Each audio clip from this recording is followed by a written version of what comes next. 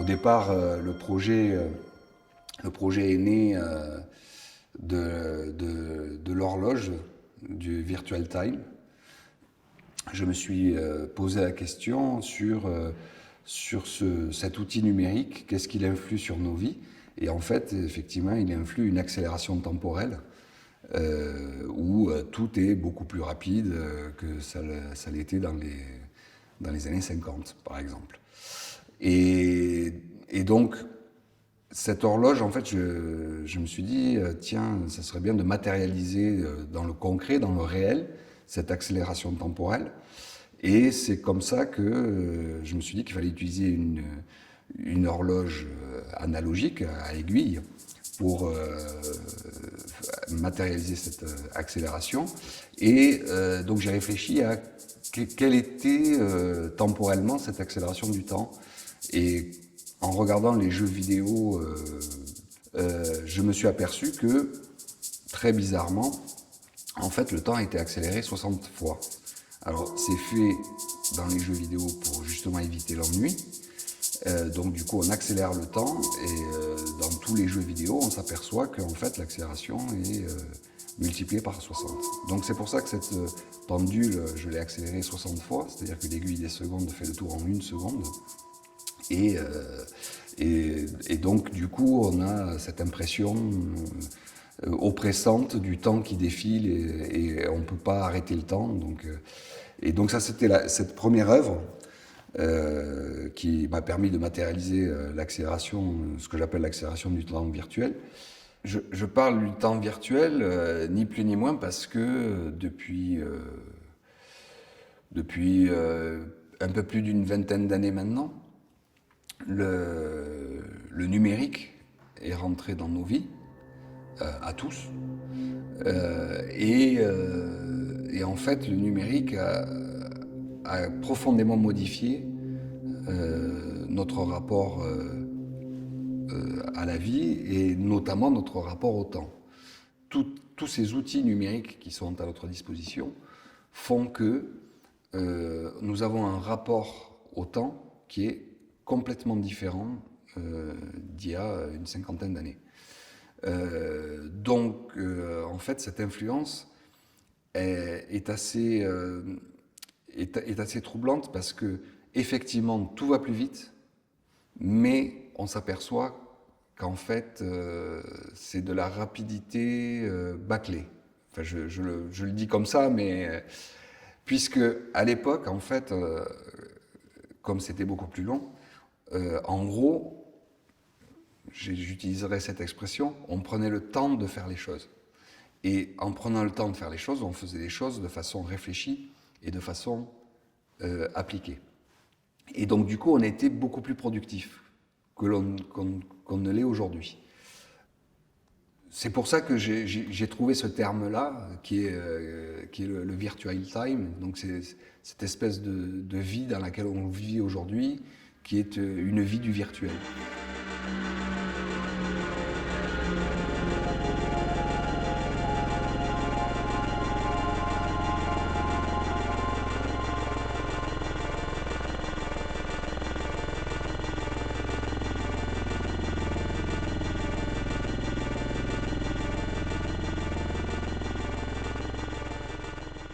Et par la suite, donc, je me suis mis à réfléchir, est-ce que dans l'histoire de l'art, est-ce qu'il y avait des artistes qui ont travaillé sur cette notion de temps et notamment, voilà, ce qui m'a beaucoup intéressé, c'était effectivement le travail d'Andy Warhol sur la notion du temps par rapport au cinéma.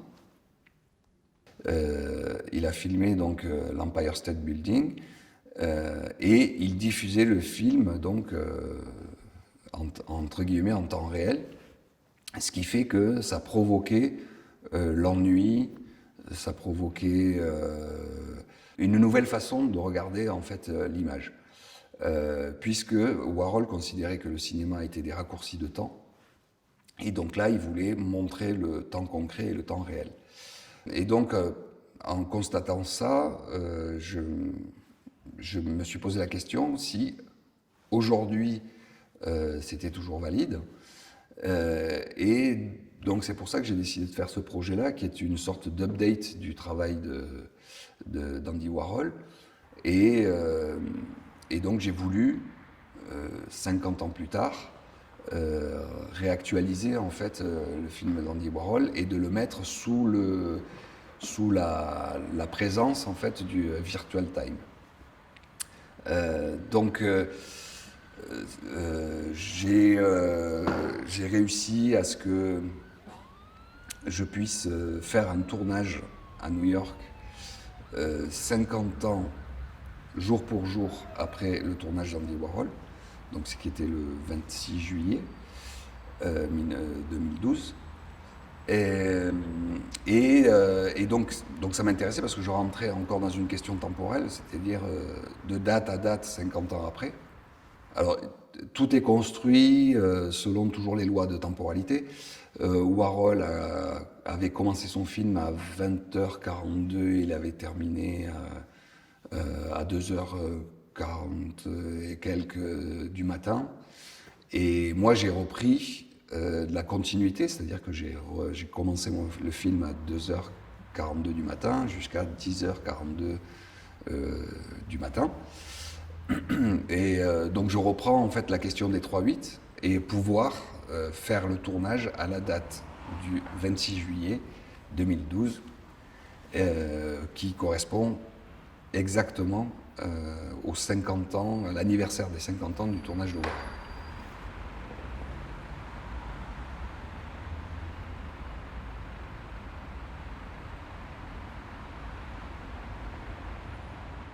Et donc, c'est une volonté de Warhol de filmer en plan fixe l'Empire. Et effectivement, finalement, on s'aperçoit que quelques années plus tard, en fait, Andy Warhol était précurseur donc de la webcam, puisque plusieurs années après, avec l'avènement du numérique, des webcams ont été placées un peu partout dans le monde. Et notamment, ce qui est très amusant, c'est que si on tape webcam New York, etc., on tombe sur une webcam qui fixe l'Empire State Building. Donc, finalement, Warhol a été un peu précurseur de ça, puisque c'était tout son discours. C'était un film en direct, enfin, c'était un moment donné, en temps réel, une image fixe de l'Empire, donc qui logiquement n'avait aucun intérêt. Et on s'aperçoit que des années et des années plus tard, il y a des gens qui, derrière leur ordinateur, cliquent sur une webcam et regardent comme ça pendant des minutes et des minutes un plan fixe des différentes villes du monde. Donc j'ai trouvé ce parallèle assez intéressant. Et donc c'est pour ça que j'ai voulu lui donner une certaine continuité. Et donc la continuité a été donc de filmer l'Empire State Building pendant 8 heures, mais en le diffusant. Donc c'est une image par seconde pendant 8 heures, diffusée à 60 images secondes, qui crée en fait un film de 8 minutes, donc qui est une sorte de time-lapse temporel où les 8 heures sont condensées en 8 minutes.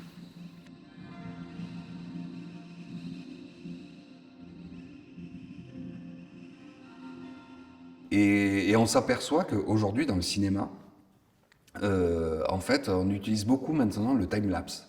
C'est-à-dire que c'est une image fixe qui est en accéléré, clac, clac, clac, clac, et on reprend dans le temps suivant.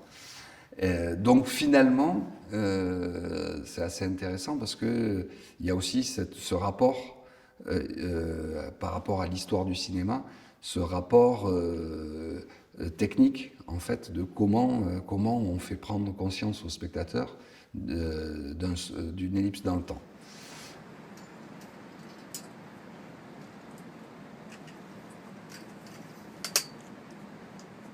Lors du tournage, j'ai fait une photographie au début du tournage et une photographie à la fin du tournage, avec le même cadrage et le même... j'ai divisé mon image en 1080 lignes, donc qui est le HD standard d'aujourd'hui.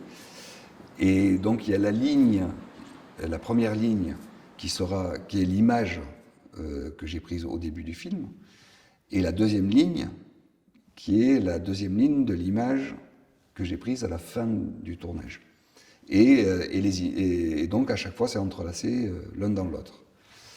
Donc au final on se retrouve avec une image qui est assez surnaturelle, assez fantomatique, assez bizarroïde en fait.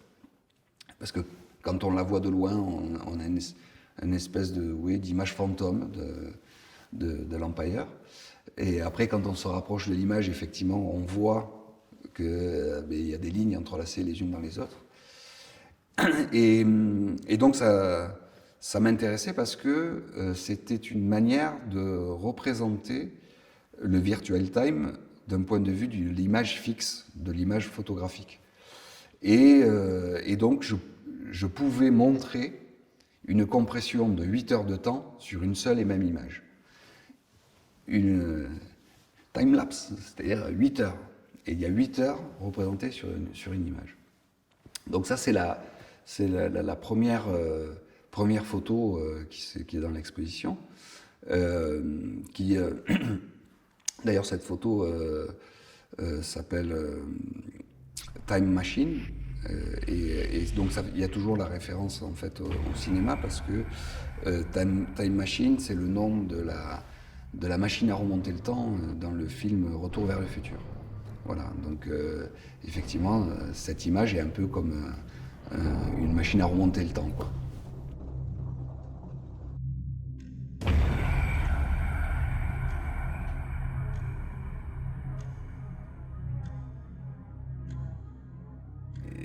Et donc la deuxième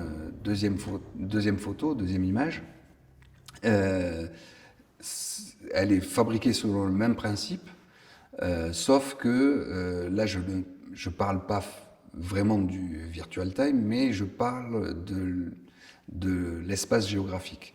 C'est-à-dire que quand j'ai déclenché la première photo à New York, de l'Empire State Building, j'ai un ami avec qui j'étais au téléphone et on a déclenché donc nos appareils photo exactement au même moment, lui étant à Paris en photographiant la Tour Eiffel, donc les deux emblèmes en fait des deux pays. Et donc sur la deuxième image, j'ai entrelacé l'image de New York et celle de Paris, l'une dans l'autre. Et donc c'est un concept un peu différent puisque sur une seule et même image, on a un instant T, donc on reste dans la photographie de l'instant T, sauf qu'on a une représentation d'un espace de plusieurs milliers de kilomètres à un même moment. Donc cette photo s'appelle Transport Accident et c'est un rapport toujours avec le cinéma, avec le film, enfin la série Star Trek, où ils ont des accidents de téléportation et ils se retrouvent bloqués dans un monde parallèle. Et donc ça m'intéressait, voilà, les titres bien sûr ont toujours cette référence cinématographique. Et ça m'intéressait aussi donc de représenter cette question